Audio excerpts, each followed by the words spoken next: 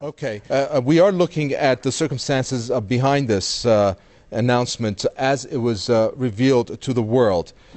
Stephen Lendman, I mean, 10 years looking for the world's most wanted man. I'm trying to imagine them collecting his body, and of course we're going to get into some of those details of how some say he was executed. Yet his body was deposed 24 hours later into the sea. The question, why so quickly? Their reason, in terms of it being an Islamic law that dictates this, we don't know of any Islamic law as the United States reported. So why it's not clear why deposing the body 24 hours after the death, and of course the reasoning behind it.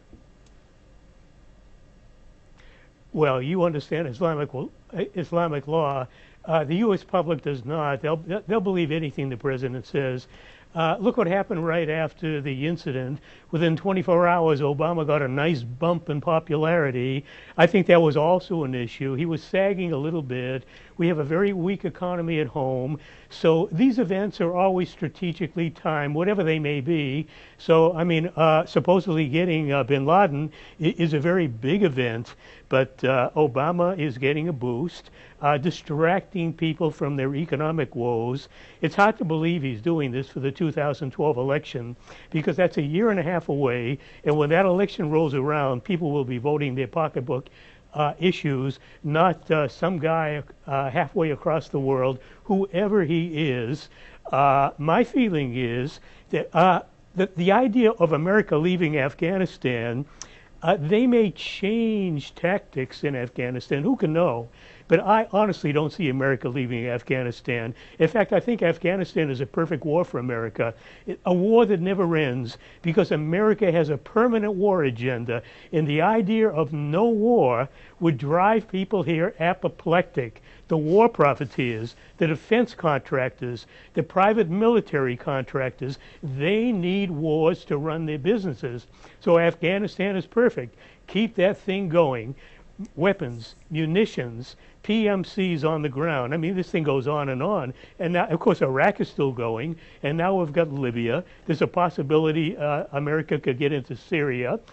Maybe something is brewing against Lebanon, again against Hamas. And I think maybe the ultimate Middle East prize is to isolate Iran from its allied countries, the ones I just mentioned. And that would be the grand prize to go after. But I think America is trying to reshuffle the Middle East, North Africa, Eurasian deck, and Webster talks about balkanizing Pakistan. I think America wants to balkanize the whole region, just split them up in much easier controllable divisions, control the whole region with no challenge whatsoever, the resources, exploit the people, privatize everything. It's a ruthless agenda, and, okay. And of course the American people are harmed by this too, because we have an austerity program at home. Vital benefits are cut so we can wage these imperial wars. Mm-hmm. Well, Dr. Tarpley, I mean, I know this obviously sets a precedent in terms of what you have said, what Stephen Lendman has said about setting a pretext for the further adventurism of the United States, which seems to be militarily of what I'm picking up here. But again, I'd like to focus in on the inconsistencies here, because for how much longer can we be fed, the media, feeding people information, such as the Iraq War's WMTs, such as the case with the yellow powder cake that was being sold to Nigeria. I mean, about this one, so far there have been at least half a dozen things about the killing of Osama bin Laden that have turned out to be false. I mean, doesn't the U.S. owe explanations on this? Sure. Anyone who believes any part of this is extremely gullible and has learned nothing from the Kuwait incubator babies or Jessica Lynch or Pat Tillman or a whole series of hoaxes that have been foisted on world public opinion, in addition to the ones that you mentioned. In terms of why bin Laden had to be liquidated and not captured, I would read here in my book, 9/11 Synthetic Terror, Made in USA, that on November 21st, 2001, Secretary of Defense Rumsfeld announced that the orders were bin Laden has to be taken dead, not alive. So the dead or alive was never the case. From the point of view of U.S. imperialism, you now have a strange situation. You don't have an enemy image. You don't have this classic find build, as Samuel Huntington and others have talked about. It used to be the Soviets, then it was bin Laden. Who's it going to be now? I look for this to be manufactured in the coming period. We've already heard from various voices of the CIA here that there will be revenge attacks against the United States or Europe. And he said that it wouldn't be coming so much from al-Qaeda, which is decimated, but rather from the Pakistani inter-services intelligence. Now, whether that's going to work as an enemy image, I don't know. But we are now in a period of acute danger of these false flag terror attacks. How might they come? We saw the Ray Davis case in Pakistan. A CIA contractor claimed to be a diplomat, really wasn't. According to various Pakistani sources, this person was delving into the world of terrorism, and including the possibility of a radiological dirty bomb. Now, the radiological dirty bomb would be the pretext for the United States to seize control of the Pakistani nuclear forces. I believe that has a good chance of leading towards a general war between the two countries. And in the middle of that, we have to remember that the supply line for the invaders in Afghanistan goes from Karachi across Pakistani territory for the best part of 1,000 miles before getting to the Khyber Pass. Imagine the strategic insanity of a U.S. leadership that wants to attack Pakistan at the very moment when their main supply line runs through Pakistan. Right. This shows what the problem is. And again, the occasion for this has nothing to do with the war on terror. It has everything to do with the fact that Prince Bandar of Saudi Arabia went to Pakistan and set up a strategic alliance between these two countries.